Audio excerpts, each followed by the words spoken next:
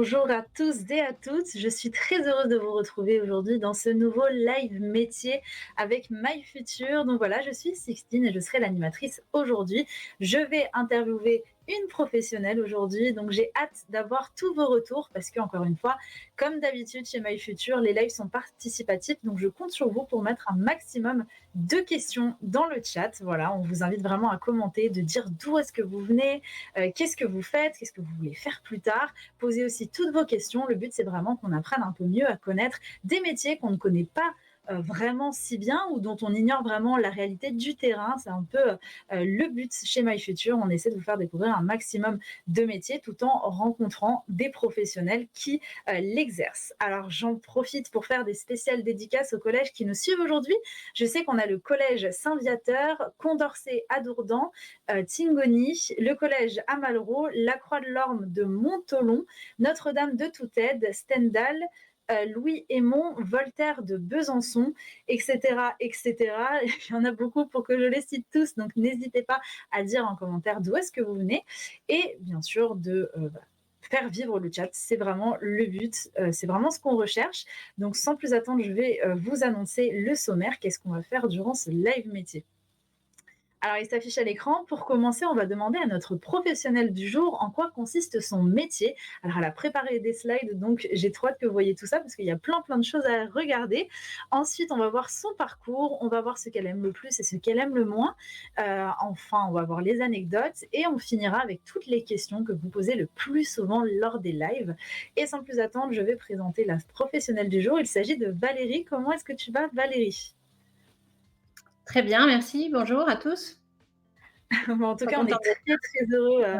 de t'accueillir. Voilà, donc merci encore de faire partie de l'aventure My Future.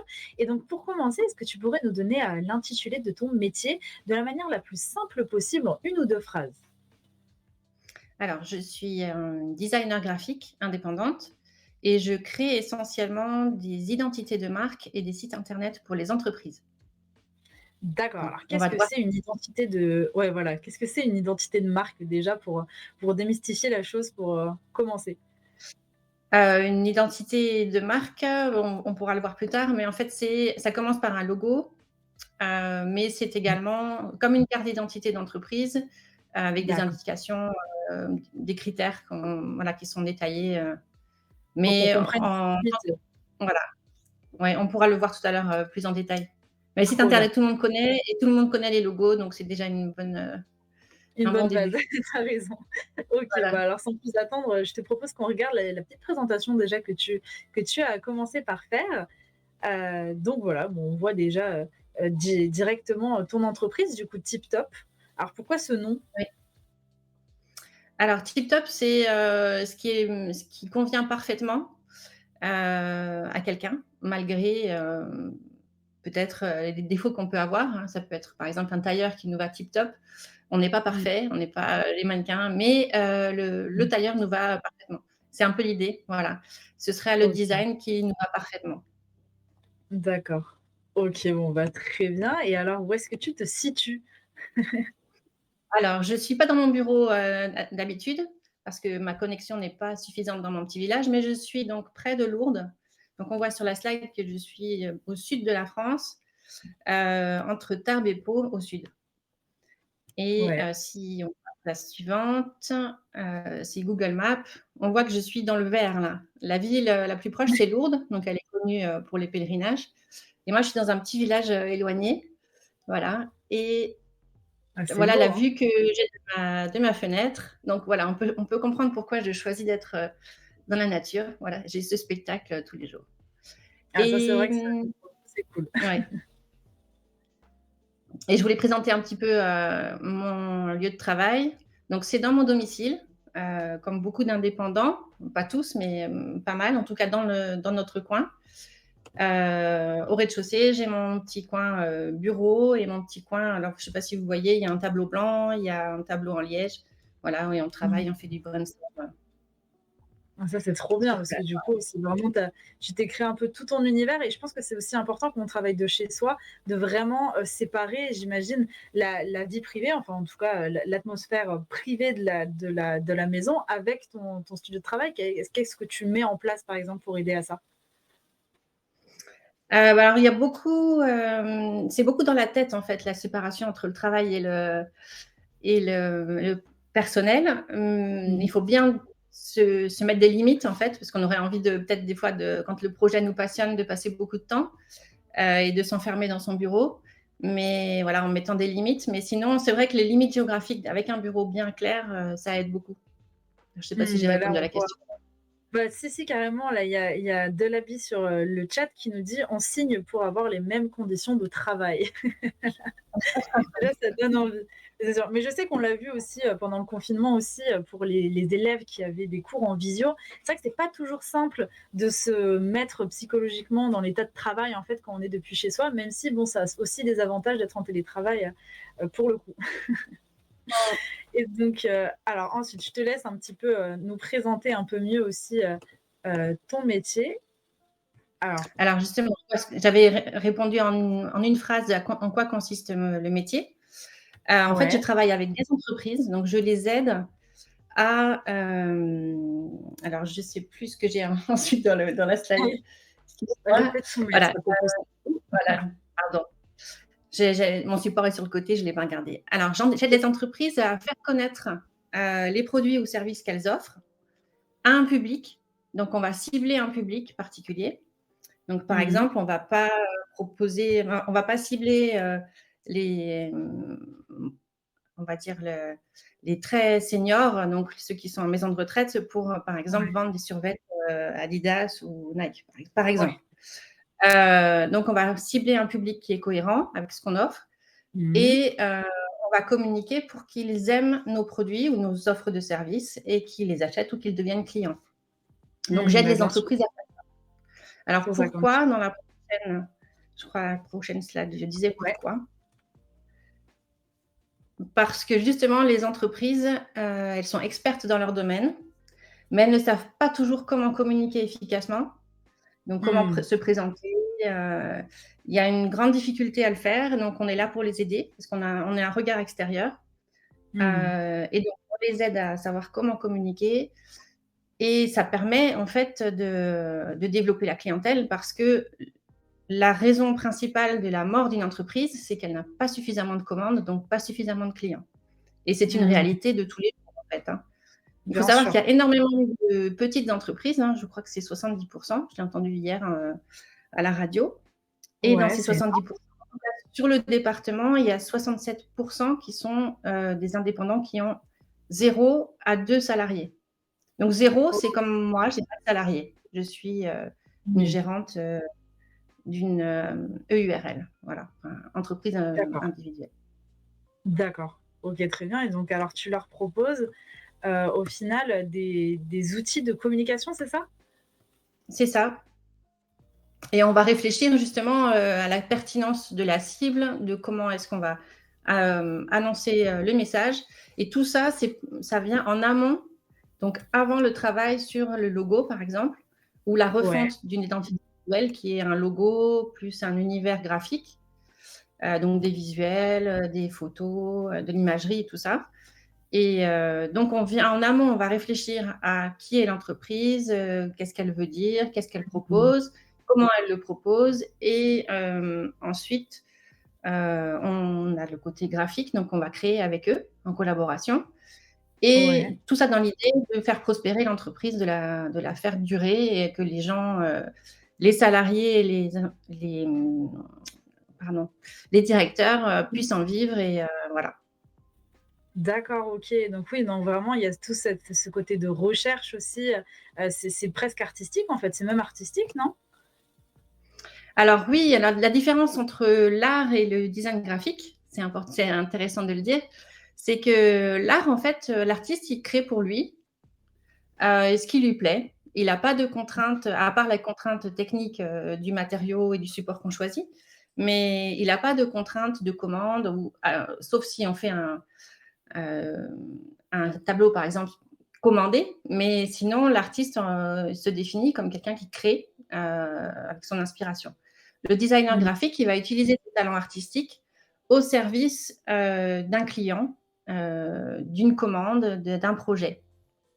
Et ça, c'est Voilà. bien que tu le reprécises effectivement, parce que c'est vrai que, la limite, il faut la comprendre. Alors dans le chat, on a une question de Elise qui te demande: «C'est quoi un outil de communication? Est-ce que vous avez un exemple?» Alors un exemple tout simple, par exemple un site internet, c'est un outil de communication. Ouais, Un d'accord. compte sur les réseaux sociaux, c'est un outil de communication. C'est un point de contact avec des clients potentiels ou avec une audience, avec quelqu'un, de l'autre bout. Donc la communication, il y a, un émetteur, un récepteur et l'outil, ça va servir à faire un lien entre les 2. Mmh. D'accord, OK. Bon, j'espère pour toi, Ulysse, que c'est plus clair. Moi, ça me paraît très clair, mais n'hésitez pas si vous avez, des questions à les poser, dans les commentaires. On se fera un plaisir avec Valérie, d'y répondre. Donc Valérie, je te propose qu'on passe, un peu à la suite de ce que tu nous as expliqué. Je te laisse commenter, ce que tu nous as dit. Oui, alors là, je présente un peu le process, donc Ouais. comment on s'y prend, avec le client. Donc d'abord, le client, il vient avec une demande, il a un besoin. Donc, je rappelle que le client, c'est une entreprise, en tout cas pour nous, une association qui a un Mmh. besoin, par exemple, de créer un site internet, parce qu'il veut que, par exemple, si c'est une association, ils veulent que les adhérents ou les futurs adhérents puissent découvrir un peu ce qui s'y fait dans l'association, les plannings, qu'ils puissent réserver, par exemple, pour un événement. Voilà. Donc, on va écouter les besoins.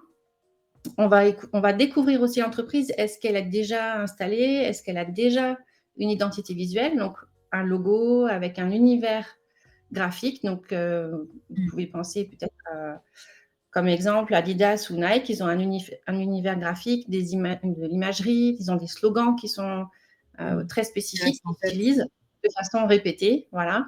Ils ont un style d'affiche, ils ont un style de bannière qui est propre à eux et que beaucoup prennent en exemple. Mais c'est Mmh. ça, c'est l'univers graphique, c'est l'identité visuelle, c'est l'ensemble. Donc, on va Mmh. découvrir tout ça. S'il y a des besoins de création, on va proposer donc de créer.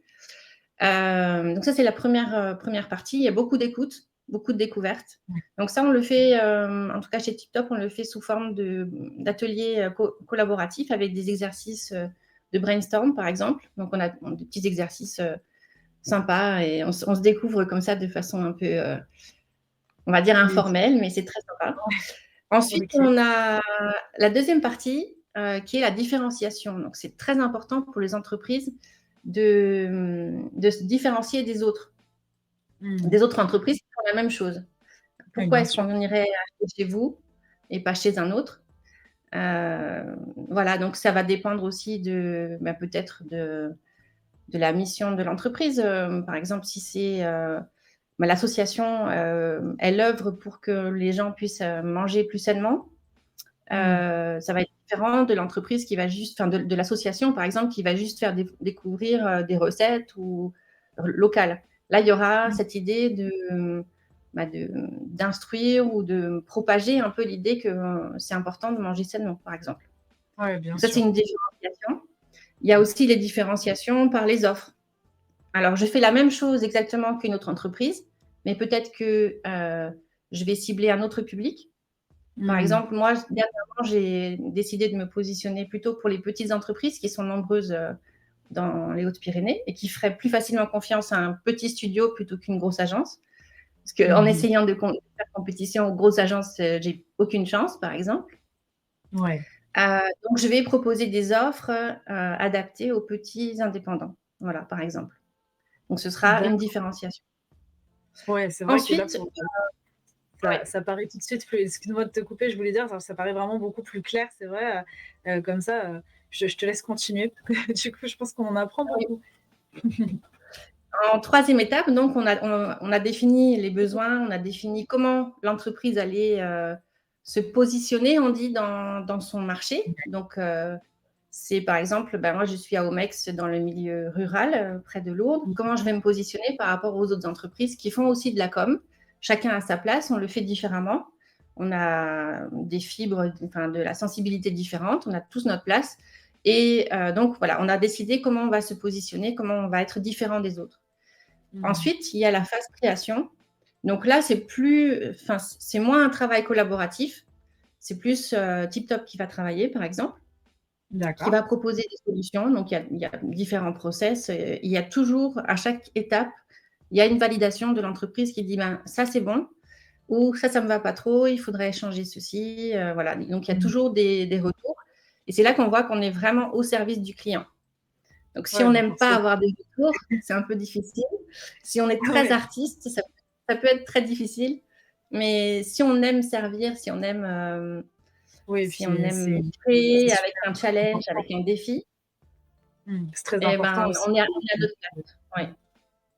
son Et ensuite, identité une de fois marque. que tout est créé, ouais, quand c'est créé, validé, on va le déployer donc sur le site internet, sur des supports comme la carte de visite, la brochure, la plaquette commerciale, sur la Mmh. signalétique de voiture, tout ce genre de choses. Mmh. OK, bah, très bien. Au moins là, c'est bien clair et justement là, tu nous présentes du coup l'identité de marque, donc tout ce que ça peut être en fait. Oui, voilà, donc c'est pas juste, le logo, c'est Ouais. aussi et surtout aujourd'hui, hein, les marques et les entreprises doivent être, irréprochables ou doivent être cohérentes. Donc oui, c'est le logo, c'est on définit quelle est l'attitude qu'on a vis-à-vis des clients, vis-à-vis des produits, vis-à-vis de plein de choses, même l'environnement aujourd'hui. Mmh. On définit comment on parle à nos clients, comment on se parle entre nous. Donc par exemple, il y a des entreprises qui tutoient. Il y a des Mmh. entreprises, ouais, par exemple, Bisbee, à une époque, quand ils ont démarré, ils Oui. tutoyaient. Les vendeurs devaient tutoyer, a priori, puisque quand on entrait, on nous tutoyait. Même moi qui ai 40 ans et qui ai des enfants adolescents, Ouais. enfin, j'ai 45 ans maintenant, mais il y a 5 ans, j'avais 40 ans. On me tutoyait, Ouais. c'était un peu surprenant au début, mais ça donnait un ton. On est là en détente, on est là pour vous servir et on est là entre pairs, entre amis, quoi, voilà. Mmh. On Ouais, non, définit c'est aussi la ça mission. change. Qu'est-ce qu'on veut accomplir avec l'entreprise, la vision, Mmh. comment on veut, enfin, où on veut aller, la Mmh. culture et le design. Donc, tous les supports de communication vont là-dedans, dont le site internet. Mais ça, vous voyez que c'est qu'une partie de l'identité de marque. Et la Ouais. communication, c'est tous les messages qu'on peut faire passer d'une manière ou d'une autre autour de nous. Mmh. OK, très bien et après alors du coup là, tu nous as partagé des exemples? Des exemples de création qu'on peut faire pour des clients. Donc là, c'était une boutique bio. Donc il y Ouais. avait du bien-être, il y avait, je crois dans une prochaine slide, on le voit aussi, il y avait de la laine bio, il y avait, voilà, c'était un Mmh. ensemble et donc la personne qui était, gérante et créatrice de cette, boutique avait une idée particulière, j'en ai tenu compte. Il y avait un Ouais. univers particulier, il y avait beaucoup de bois, beaucoup de création, de son côté aussi et voilà, donc Ouais. j'ai créé quelque chose qui correspond à ce qu'elle est, ce qu'elle veut transmettre. Donc là, ça fait Mmh. partie, par exemple, de cette slide, vous voyez un peu les éléments graphiques qu'on peut utiliser dans une identité enfin, dans une identité de marque. Ouais. Donc là, par exemple, il y a la gamme de couleurs, il y a le logo, il y a ce qu'on appelle les motifs, donc pattern en Mmh. anglais. Voilà, si vous suivez des tutos, si certains suivent déjà des tutos de design, c'est comme ça qu'on le dit en anglais. Voilà, des petits icônes, voilà, tout ça. Ouais, toutes La ces texture. choses-là, c'est vrai et puis en fait, c'est vraiment intéressant, je trouve, parce que comme tu le disais juste avant, l'identité d'une marque, on est censé la sentir rien qu'avec un logo, rien qu'avec, quelques éléments et là, c'est vrai que pour le coup, on sent vraiment l'accord dans les couleurs, avec, la marque et le travail que tu as fait. Alors on essaye et c'est vrai qu'une fois que c'est créé, on forme aussi les entreprises à garder en fait, cette cohérence graphique. Donc on va leur Mmh. faire une petite formation, on va leur remettre aussi ce qu'on appelle un brand book ou un brand guide, donc un guide de marque et dedans, OK. on va spécifier quelles sont les couleurs, qui sont cohérentes avec la marque, les polices de caractère, Pour être fidèle. hem, l'iconographie, le type d'imagerie, donc de photos qu'on peut prendre des produits par exemple, pour être Mmh. cohérent. Parce qu'aujourd'hui, en fait, si, par exemple, vous avez été attiré par une superbe affiche, et vous êtes rentré dans un magasin et qu'en fait le magasin ne correspond pas du tout à l'affiche que vous avez vue qui vous a attiré dans le magasin, là vous vous dites ça va pas, vous faites Ouais. demi-tour. Voilà. Ou par exemple vous avez vu une super pub, je sais pas moi, pour les jeunes ce Ouais. serait peut-être sur TikTok. Ouais. Vous cliquez, vous allez sur le site et là, le site, il part dans tous les sens. Il y a que Ouais, des pubs.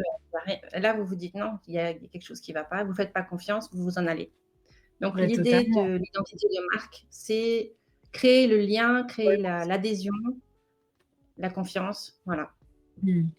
Et donc il y a aussi une deuxième proposition de marque alors, c'est ça?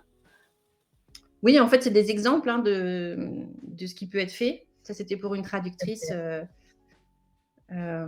assermentée, voilà, qui avait OK. besoin d'une identité visuelle pour justement asseoir le côté professionnel auprès des notaires, des avocats, Mmh. de son activité. Voilà. OK. C'est juste des exemples hein, de ce qui peut être fait. Ah mais Donc, de c'est génial. l'étendue en fait du travail. Donc là, c'était, par exemple, on peut faire de la refonte. Donc, on remet au goût du jour, si vous voulez, Mmh. des sites internet ou des identités de marque. Parce que Mmh. les tendances changent, les capacités techniques changent, la technologie change. Et là, par exemple, vous voyez, avant, c'était les sites web tels que c'était dans les années, je ne sais pas, 2008-2009. Je pense que c'était là que ça Ouais. avait été créé. C'était pas responsive, c'était pas adaptable aux écrans. Donc, quand on était Mmh. sur un téléphone, il fallait zoomer pour pouvoir voir. Pour mieux voir, Et ouais. donc, quand j'ai fait l'autre en, je crois que c'était 2016 et 2017, ben, on a utilisé la technologie responsive, adaptable, Mmh. donc sur tablette, sur ordinateur et Ouais, smartphone. c'est important que ce soit lisible pour mieux correspondre. Alors j'en profite du coup qu'on parle de ça pour, te faire remonter une question encore de Ulysse qui nous dit: «Est-ce qu'il faut savoir bien dessiner ou plutôt être fort en informatique?» Ah, ça c'est une bonne question parce que ça fait partie des questions qui vont venir après. Enfin, voilà, des questions, ouais. Mais je réponds. Alors, il y a justement une différence, et ça va faire redondance avec ce qu'on va dire plus tard, mais il y a une différence entre être un très bon illustrateur et être un designer graphique. On n'est pas forcément un très bon illustrateur quand on est designer graphique. On peut avoir cette fibre artistique sans savoir forcément très très bien dessiner. C'est recommandé de savoir au moins gribouiller pour pouvoir présenter des concepts aux clients, mais on n'est pas obligé d'être des grands illustrateurs. D'accord. Quand on est très très bon en dessin, il vaut peut-être mieux être illustrateur et être très bien payé ses dessins que être designer graphique. C'est peut-être voilà, Oui. une suggestion, mais c'est pas obligé, voilà. D'accord et bah, il y a une autre question qui vient de sortir qui dit: «Ça coûte combien de faire une identité graphique?» Ah, tout dépend à qui vous demandez. Mmh. Tout dépend des besoins aussi. Alors, en fait, si on est un studio, on demandera moins qu'une agence, de façon Mmh. générale. Une agence, c'est là où il y a toute une équipe avec énormément de matériel, énormément de spécialistes. Donc forcément, il y a un coût. Ce que moi, je n'ai pas en tant que studio. Donc, je demande de façon générale moins qu'une agence. Mmh. Après, si tu veux des chiffres, tout dépend. En fait, souvent, ce qu'on fait quand on est designer graphique, c'est qu'on leur propose un minimum. Donc, par exemple, ça va être un peu ce que j'ai proposé avec la traductrice. Ouais. C'est une identité visuelle, un univers graphique, une carte de visite, une en-tête de lettres et un site internet. Mmh Bon, mh. j'avais fait on sépare un peu les forfaits, hein, identité de marque et site internet. Mais une identité de marque, c'est normalement minimum 1 600 € parce qu'il y a un minimum de travail.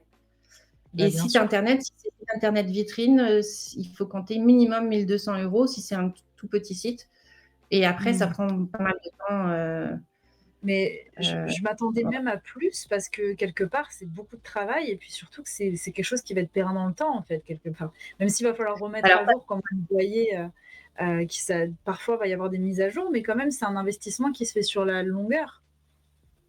oui, alors après, il y a les forfaits de maintenance et il y a les fonctionnalités supplémentaires qui se rajoutent. Bien souvent, Oh, un site internet n'est pas juste une vitrine, même si c'est une vitrine, c'est-à-dire qu'on présente l'entreprise. Souvent, on va avoir des formulaires de contact, on va avoir des mmh, plannings, on va avoir je sais pas moi, mmh. un blog. Donc tout ça Ouais. s'ajoute après. Chaque fonctionnalité demande un développement en plus. Mais moi, je vous OK. dis, c'est des tarifs de studio et en milieu rural. Donc, Bien sûr. les tarifs d'agence, et si on est une très bonne agence, bien cotée, et ben là, on peut facturer plus parce que les clients nous veulent. C'est toujours la même question de l'offre et la demande. Si on n'est pas connu, on commence avec des tarifs corrects, mais qui sont plus bas que les autres. Sinon, on ne peut pas trouver de clients. Ouais, non, Une c'est question de sûr. confiance. Là, j'adore là, le logo comme tu l'as remis au goût du jour. J'aime beaucoup. C'est vrai Alors, qu'on voit c'était une vraiment. demande. Ouais. Alors, la demande, par exemple, là, a été formulée, on veut garder la fleur Ouais. et on veut garder le bonhomme, parce que c'est un foyer familial. Donc, ils accueillent des Mmh. enfants qui sont... Alors, ils ne sont pas placés en foyer d'accueil, mais ils sont placés. Et Ouais. donc, il fallait traduire du mouvement aussi. Bon, et voilà, j'ai essayé. Je suis assez Ah contente bah, du résultat. ouais. Non, franchement, pour le coup, j'adore. En plus, c'est bien vivant, c'est joyeux, c'est bien. L'autre, on voit le logo d'avant, d'où tu es parti, vraiment, ça faisait vraiment plus vieillot, entre grands guillemets. Et là, c'est Mmh. vrai que là, ça remet un peu de punch et de jeunesse, quoi. Donc, on voit qu'on part avec des contraintes et des envies, en fait, de Mmh. l'entreprise. Bon, des fois, ils ont des envies qui ne sont pas compatibles, justement, avec le public cible. Mmh. Si, par exemple, on a un public jeune, on ne va pas choisir des couleurs ou un univers qui est très vieillot. Sinon, on passe à Bien côté. sûr. Donc, comme on a fait toute une stratégie, on a fait une analyse de où on veut aller et ce dont on avait besoin, on peut leur Mmh. répondre, mais je crois que que ça va pas aller, ça va pas atteindre la cible. Il faut modifier, il faut faire un chemin aussi Mmh, pour, totalement. OK. Bon, bah, voilà. très bien. Mais en tout cas, merci pour cette présentation. J'ai appris plein de choses. Je pense que vous aussi, n'hésitez pas encore si vous avez des questions. Alors, il y a pas de questions bêtes. Au contraire, on est juste là pour bien discuter tous ensemble. Et ce que je te propose, Valérie, c'est qu'on remonte un peu le temps et qu'on revienne un peu sur ton parcours et qu'on comprenne un peu mieux pourquoi es rentrée dans cette voie. Et alors, parce que dès le début, tu voulais être psychologue. Oui, oui, oui, j'étais très, très sensible, très intuitive de ce que pouvaient vivre les gens. Alors peut-être que ça vient du fait que je suis jumelle en plus d'un frère qui avait un handicap, donc peut-être que ça joue, je sais pas, j'imagine. Et je m'étais dit, depuis la troisième, j'avais cette envie d'être psychologue, de pouvoir accompagner les gens et les aider. Voilà. D'accord et du coup, tu as fait un bac, littéraire et ensuite tu es bien sûr partie en licence de psychologie, et pourquoi Oui. est-ce que finalement tu as pas souhaité, continuer dans cette voie? Bon, les études étaient très orientées dans un mouvement de la psychologie. Ouais. Et j'avais du mal, déjà d'une part, et me voir faire un master dans ce domaine, et régurgiter des choses voilà, auxquelles je Ouais. n'adhérais pas, j'étais pas trop, voilà. Et puis je me suis posé la question, mais est-ce que je me vois, écouter des gens et 35 heures par semaine, Mmh. entendre leurs problèmes, est-ce que voilà, je suis pas trop sensible justement pour ce genre de choses? Mmh. Et puis on avait un projet familial avec mon mari, parce que je m'étais mariée jeune, Ouais. et donc je me suis dit: «Bon, bah, c'est le moment, j'arrête la psychologie, en tout cas j'arrête à la licence, hein, j'ai eu mon diplôme, OK. et j'ai lancé les enfants ça a marché. Voilà, donc j'en ai eu 4, Trop et donc tout ce temps j'étais en congé parental. OK, trop bien et alors comment c'est passé par la suite? Parce que là, je vois que tu as fait une reconversion, grâce à un forum. C'était quoi comme forum? Alors c'était un forum pour l'emploi, à Lourdes. Alors Ouais. les forums pour l'emploi sont particuliers à Lourdes parce que c'est une ville hôtelière, c'est la deuxième ville hôtelière après Paris. En fait, ça, on ne le sait Mmh. pas, il y a énormément d'hôtels. Donc, il y a énormément d'emplois saisonniers dans le milieu hôtelier.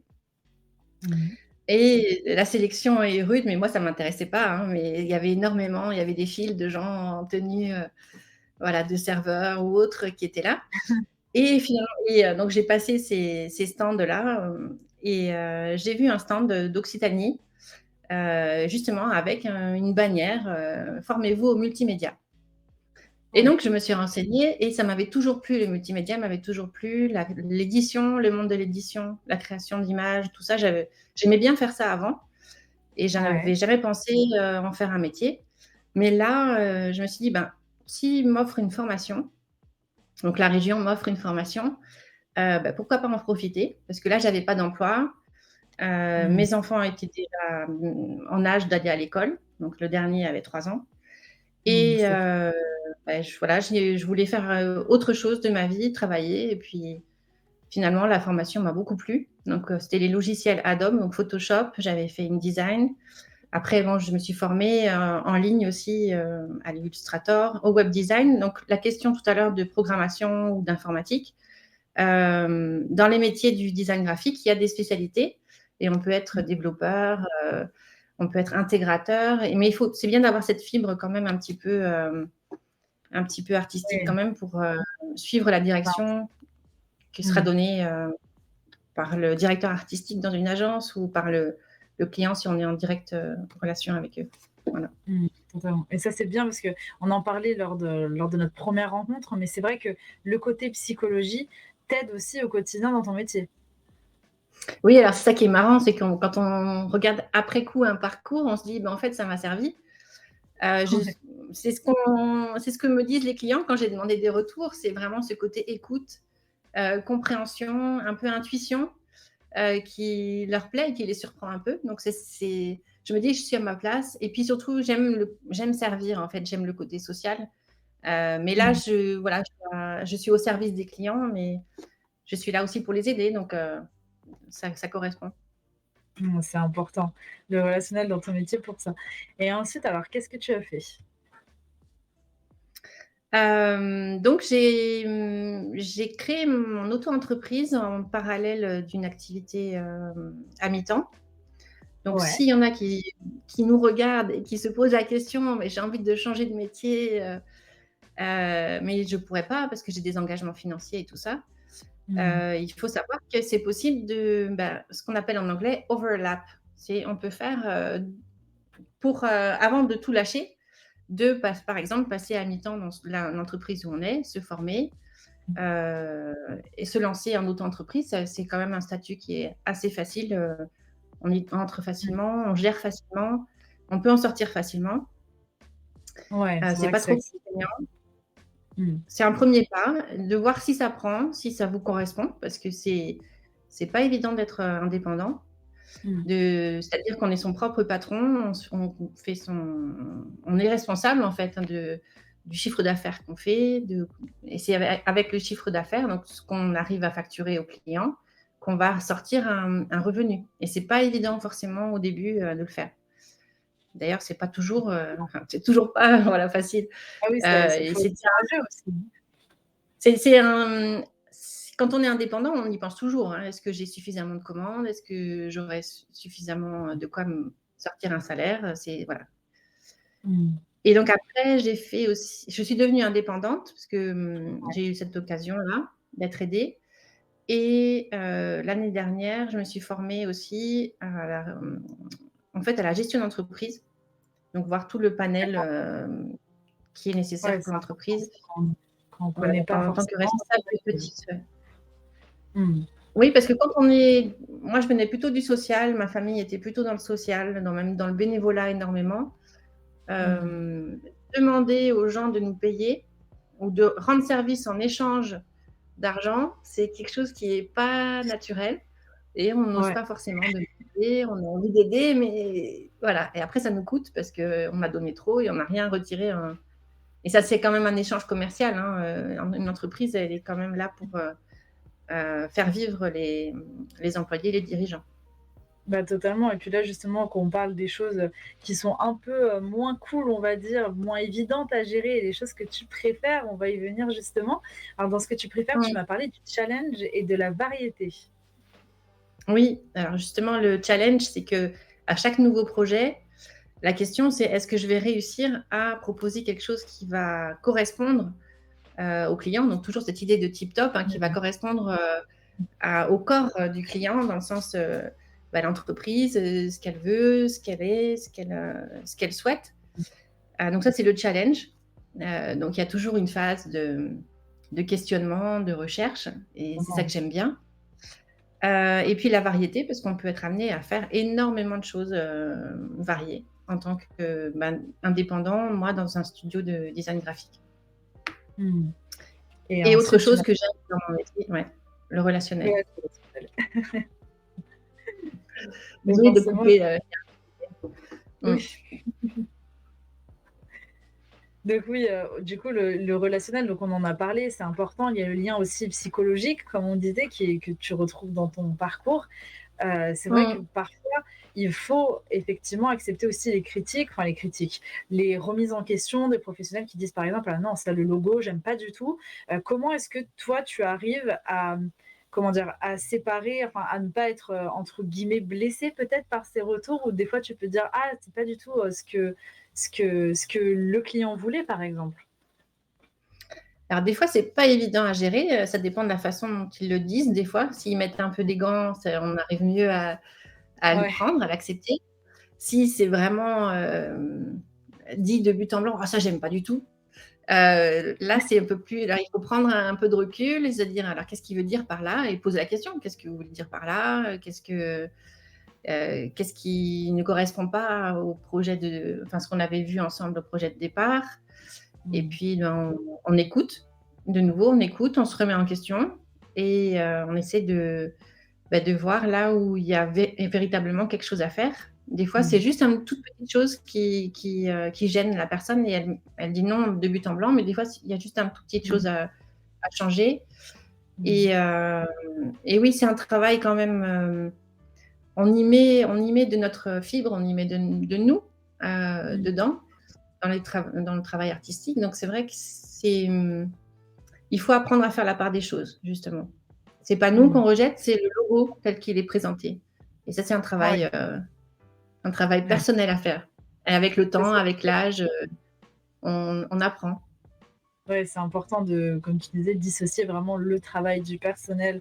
Ça, c'est très important. Et donc maintenant, on va passer aux choses que tu aimes un peu moins. Donc tu m'as dit démarcher les clients. Donc démarcher, pour réexpliquer pour ceux qui l'ignoreraient, c'est vraiment aller leur proposer, en fait, leur proposer tes services. Oui, c'est en gros, c'est aller se vendre à des gens qui sont pas encore clients. Hmm. Donc ça, c'est quelque chose que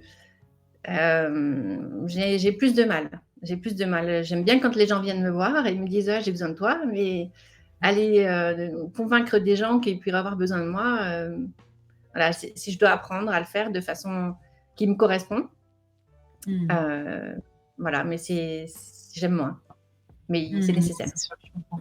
Je serais pareil. Et ensuite, tu m'as dit les bugs face à la gestion du temps. De quel type de bug tu parles? Alors là, c'est surtout par rapport au site internet, parce qu'il y a un petit peu de codage à faire quand même. Donc, je fais du codage HTML et CSS, par exemple, parce que je travaille avec le CMS, donc la gestion de contenu WordPress, par exemple. Mhm. Et il peut y avoir justement, surtout quand on doit vérifier, faire les tests que la databilité aux écrans fonctionne bien, il y a des bugs. Alors, par exemple, il y a un point d'interrogation qui va à la ligne ou il y a une image qui est alignée à gauche alors qu'elle devrait être centrée. Mais des fois, c'est des fonctionnalités. Par exemple, je dois traduire un site et il y a une extension, donc on appelle ça une extension, c'est une fonctionnalité particulière qu'on rajoute, qui résiste et il y a un mot, par exemple, qui ne veut pas être traduit alors qu'on a fait ce qu'il fallait. Et on a toujours Ah, ce mot en anglais sur la page française et on essaye de trouver ce qui bloque, pourquoi ce mot-là n'est pas d'où pris en ça, quoi. compte. Donc là, c'est les bugs qui prennent du temps et qui sont embêtants. Ouais, c'est sûr que ça doit pas être agréable et puis ça doit être minutieux quand même à Voilà. régler.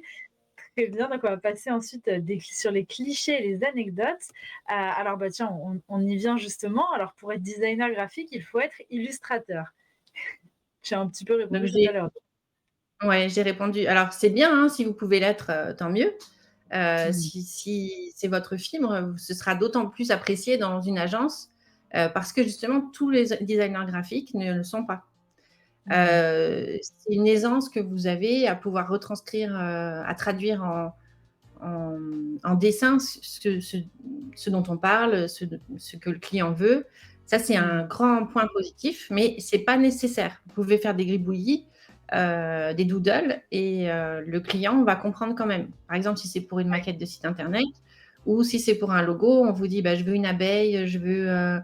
Bah, vous pouvez quand même gribouiller. Ça, vous faites Oui, une forme, vous mettez abeille, on ça comprend. passe. Et après, c'est grâce au logiciel, on peut travailler de son côté et donc aller chercher des infos, aller chercher des références qui vont nous permettre de dessiner ensuite sur tablette et là, on Ok, aura oui. plus de temps. Mais c'est vrai qu'un illustrateur, il aura l'avantage de pouvoir aller plus vite. Hmm. Ok, très bien. Et au niveau de l'anecdote, tu m'as parlé d'une affiche que tu as faite pour un comédien. Oui, alors c'était agréable. J'avais été à une de ses représentations. Il m'avait invité sur Toulouse. Donc, j'avais été au Grand Rond, ouais. Et donc, voilà, j'avais fait cette affiche-là. Et en fait, Ouais. à la fin de la représentation, il vient me trouver, parce que je le connais bien. Il vient me trouver et il fait: Ah, Valérie, il faut que je te présente. Il y a une spectatrice, voilà, parce que je pense que c'est comme ça qu'il l'avait présenté, où il y a une Ouais. femme qui m'a dit qu'en fait, l'affiche était magnifique, qu'elle était venue. Elle avait vu l'affiche, elle avait dit: C'est là que je veux aller. Et ça Hmm. m'avait fait plaisir. Ça lui avait fait plaisir aussi donc à Ladji, qui est comédien, chanteur. Et ça Ah fait bah, plaisir quoi, de se dire, bah, en fait, on a rempli. C'est une, c'est une confirmation en fait qu'on a fait un bon travail, si on ouais. donne envie aux gens d'aller au spectacle. Et là, par exemple, c'était pour montrer un peu la variété, mais c'est pour le même spectacle. J'ai pu faire Hmm. un teaser donc, pour la J et endosser le rôle de réalisatrice, donc de, de prévoir un peu les scènes, comment ça allait être filmé et tout ça, avec des professionnels, donc des caméramans. C'était très intéressant. C'est pour Hmm. montrer un peu la variété en fonction des demandes des clients et puis s'ils ont confiance en nous ou pas. Donc voilà, c'était pour Ah bah montrer. ça, c'est super et franchement, l'affiche, elle est vraiment magnifique pour le coup. Je pense que dans le chat, vous pourrez le confirmer avec moi. C'est vraiment trop joli. Ah bah tiens, il y a le Délavie qui nous dit: «Le collège Voltaire doit vous quitter, la sonnerie des bus vient de nous surprendre. Merci pour vos explications». Bon, c'est bien parce que ça veut dire que vous étiez à fond dedans, donc c'est très bien. Mais justement, on va revenir, sur la dernière slide parce qu'effectivement le temps passe un peu vite. Mais bon, Il y aura globalement, le replay. ouais, exactement. Et puis globalement, on a déjà fait le plus gros, entre grands guillemets. Oui. On connaît déjà un peu mieux ton métier. Alors, des déplacements professionnels, est-ce que ça t'arrive très fréquemment, par exemple, d'aller vraiment te déplacer, par exemple, vers tes clients, ou au contraire, ça peut se faire par visio? Alors, je me déplace pour la plus grande partie. C'est moi qui me déplace chez les clients. Mhm. Euh, Parce que je suis excentrée dans un petit village et que ça fait peur un peu aux gens de venir Ouais, en haut de la montagne, voilà. Donc je me déplace pour la plupart, mais j'ai des clients aussi que je n'ai jamais rencontrés en chair et en os. Il y a des clients qui sont en Alsace. J'ai toujours fait en visio, à distance. Et voilà, je les connais, on se parle, mais je les ai jamais rencontrés en vrai. Donc oui, il y a ça. ok. Je continue j'enchaîne avec la suite Oui, bah, ou je pourquoi pas, te. les horaires, les week-ends, jours fériés, les vacances, comment ça se passe? Est-ce que tu es sur une forme classique? Alors, je dirais que non, parce que quand on est sur une forme classique, on travaille de 9h à 17h avec une heure ou une heure et demie de pause, du lundi au vendredi. Non, en fait, c'est l'avantage aussi, c'est pour ça qu'on choisit d'être indépendant, c'est qu'on a envie de gérer son emploi du temps. Et comme je disais, j'ai 4 enfants, bon, ils sont ados, j'en ai 2 qui sont étudiants dans le secondaire. Mais en tout cas, quand j'ai démarré, je voulais pouvoir être disponible pour justement les amener au collège ou au lycée, parce qu'il fallait Ouais. prendre la voiture en dehors des heures de bus, par exemple. Hmm. J'ai un conjoint qui est professeur des écoles, donc le fait d'être indépendante, je peux gérer un peu mon temps aussi pendant les vacances, donc pour Hmm. pouvoir passer les heures de la journée ensemble et peut-être travailler un peu plus le soir ou même des fois la nuit, ça m'est arrivé. Mhm. Voilà, donc Wow. on peut gérer son temps. D'accord, OK, bon ça c'est le bon côté d'être à son compte, mais aussi là où il faut pas se perdre et justement savoir quand est-ce qu'il faut travailler. Bon, le relationnel, on en a parlé aussi vu que c'est une des facettes que tu aimes le plus. En solo, du coup, tu travailles essentiellement seul. Est-ce que ça peut t'arriver, de faire appel à quelqu'un d'autre sur certains types de projets ou pas jusqu'ici? Alors, pas jusqu'ici, à part pour le teaser, justement, où j'ai fait appel à des Ouais. caméramans, parce que c'est leur métier. Mmh. Sinon, bah, là, j'ai 2 stagiaires en ce moment, donc c'est sympa. Je goûte au travail d'équipe. En équipe? Ils sont dans 2 domaines différents, hein, mais alors j'espère qu'à l'avenir, je pourrai avoir, une team. J'ai ma fille qui est en 3e année de, art et design à Montauban. Bah, parfait. Et j'ai l'espoir qu'elle veuille me rejoindre, mais après, elle a fait son chemin, elle pourra toujours travailler à distance. Voilà, c'est Et oh, euh, bah, ça, c'est super. l'envie. Ouais. La relève est pas Mm. loin. Alors ensuite, la question qui revient très fréquemment, au niveau de la rémunération, est-ce qu'on peut avoir une idée, globale de salaire? Je vais y arriver, une fourchette globale de salaire? Alors moi, je suis pas un très bon exemple, justement parce que je suis indépendante et justement, bon, je comment dire? Il faut créer sa rémunération. Pour l'instant, je suis pas encore là où je voudrais être. Mais en rémunération designer graphique, en démarrage, normalement, quand vous avez fait les formations, ce qui est pas mon Mmh. cas puisque j'ai pas de diplôme, hein, donc c'est pour ça que je Ouais. peux pas trop postuler dans des agences. Mais si vous avez fait une formation, vous pouvez démarrer au minimum à 1 500 € normalement. D'accord. Et si vous êtes très bon et polyvalent, vous pouvez arriver à 2 500 € en designer graphique. Après, il y a d'autres parcours que vous pouvez faire pour approfondir un peu, qui peuvent être plus valorisés dans une agence, parce que c'est des besoins particuliers comme directeur artistique. Et après, il y Mmh. a d'autres domaines qui sont mieux payés, programmateurs. Donc ça, c'est au niveau informatique, ou des D'accord. illustrateurs qui sont très doués, qui sont très demandés, qui sont au goût du jour, ils peuvent être payés plus. Ouais. OK, Mais bon, bon, moi, merci. je vous parle en tant que studio. Oui, bah, oui et puis, quand on est à son compte, c'est pas aussi la même chose. Donc, c'est sûr que c'est un peu Mmh. compliqué de donner vraiment, une fourchette, fixe, on va dire. Mais bon, déjà, Mmh. merci au moins pour cette réponse. Ensuite, au niveau des langues étrangères, pour terminer, parce que l'environnement de travail, chez toi, tu nous l'as déjà dit, est-ce que c'est vraiment un plus de savoir parler anglais ou est-ce que c'est pas forcément une obligation, de parler une autre langue?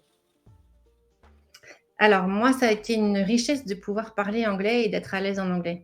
Oui, parce qu'en fait, on a beaucoup de En ressources, en langue anglaise, qu'on peut d'accord. trouver sur internet.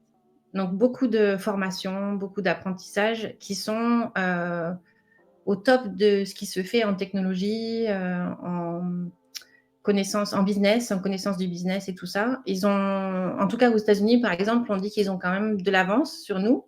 Par exemple, pour Mmh. créer des communautés, on s'y met maintenant en France, mais c'était déjà le cas il y a 10 ans aux États-Unis. Donc il y a des choses Mmh. qu'on peut, en apprenant l'anglais, en étant à l'aise avec l'anglais, ou en tout cas en essayant de l'être, on peut avoir un peu d'avance également par rapport à d'autres professionnels qui n'auraient pas ces références-là et ce savoir-là. OK, bon, bah, on sait ce qu'il nous reste à faire, c'est de se mettre à l'anglais. Merci beaucoup en tout cas, Valérie, pour ton intervention. Donc avant de nous quitter, je te propose, de donner un dernier mot aux jeunes, un conseil ou juste, une dernière phrase que tu aimerais leur dire, avant de terminer ce live. Bah, de s'écouter, écouter ce qu'ils aiment, peut-être expérimenter aussi. Donc si c'est quelque chose, un domaine qui vous intéresse, peut-être, certainement faire des stages pour voir si, bah, rester derrière un ordinateur, ça vous convient, parce que on est quand même beaucoup derrière un ordinateur. Mmh. Est-ce que vous vous orientez plus vers des métiers de l'art où là, vous pouvez créer comme vous voulez sans contrainte de clients? Voilà, c'est apprendre à se mettre en situation où vous allez découvrir un peu le métier.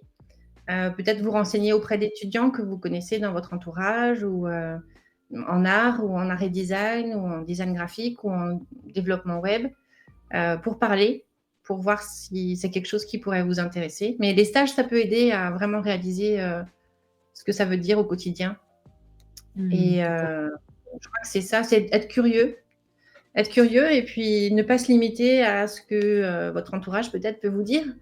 mmh. Tu es doué en sport, donc tu vas faire du sport, tu vas faire STAPS, ou voilà, enfin, c'est une idée, c'est un exemple où Mmh. tu es très ingénieux, tu vas aller faire ingénieur. Euh, il y a des choses que les parents ne connaissent pas sur les enfants, même moi sur mes propres enfants. Il y a des Mmh. aspirations que les parents ne connaissent pas. Et donc, de s'écouter soi-même, c'est important parce que c'est vous qui allez travailler, c'est vous qui allez vous lever le matin pour aller au travail. C'est pas vos parents qui vont y aller à votre place. Donc, essayez d'être curieux, de savoir ce qui vous plaît et puis allez voir ce qui vous plaît. C'est un Voilà. très beau message en tout cas Valérie. Merci encore d'avoir pris le temps, de faire cette présentation, d'avoir pu nous répondre un peu à toutes les questions qui ont défilé sur le chat. Merci à vous aussi de nous avoir suivis, dans ce nouveau live métier. J'espère que vous l'avez apprécié autant que moi. N'hésitez pas à répondre dans le chat, il va y avoir, un sondage sur lequel il faut cliquer, pour, pouvoir nous donner vos avis sur le live métier et comment on pourrait encore améliorer le concept, parce que ça nous fait toujours plaisir d'avancer main dans la main avec vous. En tout cas, je vous souhaite une excellente fin de journée et puis on se dit à très vite pour un prochain live métier. Au revoir. Au revoir.